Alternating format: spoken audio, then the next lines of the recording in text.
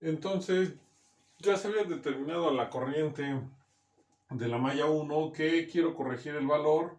J1 hace un momento escribí que era 1.050 más 1.091 y en realidad es la parte imaginaria 0.091 y para que lo corrijan por favor, la J1 que calculé en el video anterior le agregué un 1 cuando es 0 y aquí ya está corregido el dato. Nos faltaba calcular entonces la corriente de la malla 2 y tenemos que haciéndolo por determinante nos queda como 0.356 más 0.241i y son amperes.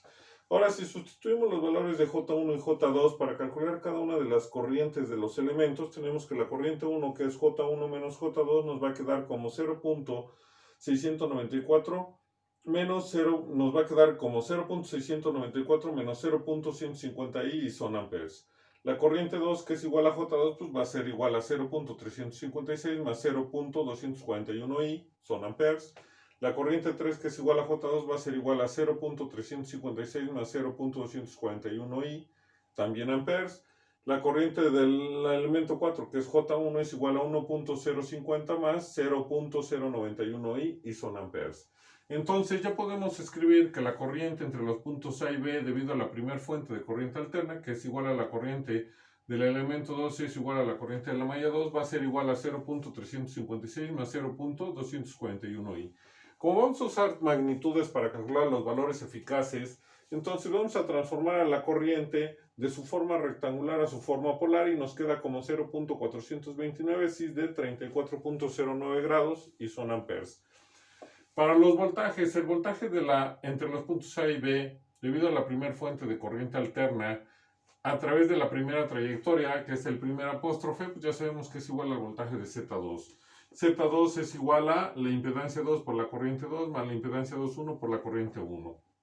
Ya sabemos cuánto vale la impedancia 2, la impedancia 2,1, la corriente 1 y la corriente 2.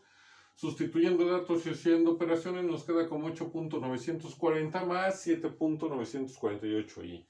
Lo transformamos a su forma, de la forma rectangular a forma polar y nos queda como 11.962 cis de 41.63 grados y son volts. Ahora, calculando el voltaje entre los puntos A y B, que nos proporciona la primera fuente de corriente alterna por la segunda trayectoria, que es igual a menos el voltaje de Z3 más el voltaje de Z1, si sustituimos datos de acuerdo a los valores que ya se tienen, nos queda como, y haciendo operaciones, nos queda 8.937 más 7.964i. Recuerden que la diferencia de decimales se debe a que en este caso usé 3 decimales. Si yo hubiera usado 5 o más, serían más parecidos los valores. Lo que nos interesa es que tenemos 8.9 y aquí 8.9, 7.9 y 7.9.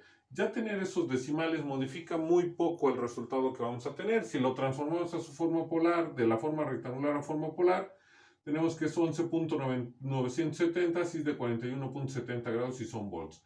En este caso la diferencia ya está en las centésimas, que es el valor más pequeño, más que en las centésimas en las milésimas, y por eso es que es un valor despreciable y podemos considerar si son iguales.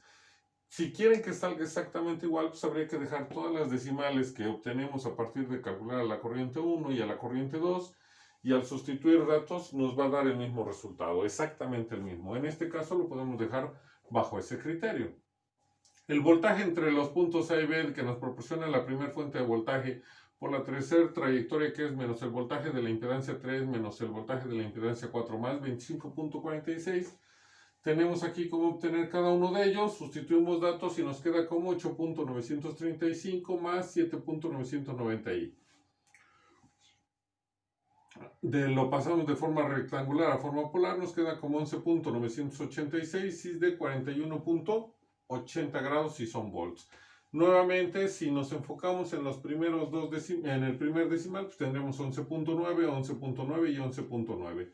41 grados, 41 grados y 41 grados y sería exactamente igual. Si queremos que nos den todos los decimales iguales, pues tendríamos que dejar todos los valores o todos los decimales que nos da al calcular la corriente 1 a través de determinantes y al calcular la corriente 2 a través de determinantes, para que al sustituir datos sea exactamente el mismo resultado. Que en este caso podemos tomar cualquiera de los tres para sustituir y estaríamos en forma correcta. Lo que hicimos hasta ahorita es calcular el voltaje y la corriente que nos proporcionó la primera fuente. Nos falta hacerlo con la segunda fuente, la tercera fuente y la cuarta fuente de corriente alterna, porque ya lo hicimos con la de corriente directa. ¿Qué detalle tenemos cada vez que se trabaje con multifrecuencia? Que si no hubiera acoplamientos, podemos explicar cualquier método, podemos haber hecho reducciones y después aplicar un divisor o ley de Ohm, según sea el caso que nos permita el circuito. Si el primer procedimiento que se nos ocurrió aplicar es muy complicado, podemos cambiar de procedimiento. En este caso, por existir acoplamientos, únicamente lo podemos resolver a través de el método de mallas. La diferencia que vamos a hacer con los demás ejercicios es que solo vamos a calcular a la corriente entre los puntos A y B, pero el voltaje ya no lo vamos a hacer a través de las tres trayectorias, lo vamos a hacer a través de una sola trayectoria, que sería esta, la más fácil, a pesar de que es en un acoplamiento, pero son el menor número de elementos, para obtener el resultado y no tener que sustituir en todas. Entonces vamos a hacerlo únicamente a través de un método, de una de las trayectorias, que sería la más corta, a través de la impedancia 2 que tenemos en el circuito. ¿Por qué hablo a través de la impedancia 2? Porque vamos a volver a repetir exactamente el mismo procedimiento. Lo que vamos a cambiar es que ahora nuestra fuente va a valer 8.48 y la frecuencia 2 va a ser 3 veces la frecuencia omega que nos dieron. Y hay que volver a calcular cada uno de los cajones de impedancias, porque recuerden que el valor del capacitor y de las bobinas, su impedancia va a cambiar cada vez que la frecuencia cambie.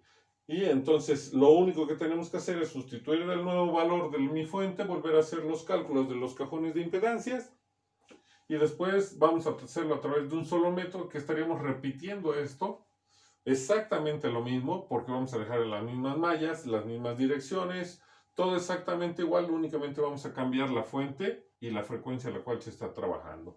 Y posteriormente vamos a calcular el valor del voltaje y la corriente, pero ahora que nos proporciona la segunda fuente de corriente alterna, tendríamos que hacerlo para la tercera y para la cuarta, y una vez que obtengamos esos datos, ya podemos calcular el voltaje eficaz, la corriente eficaz y la potencia media entre los puntos A y B.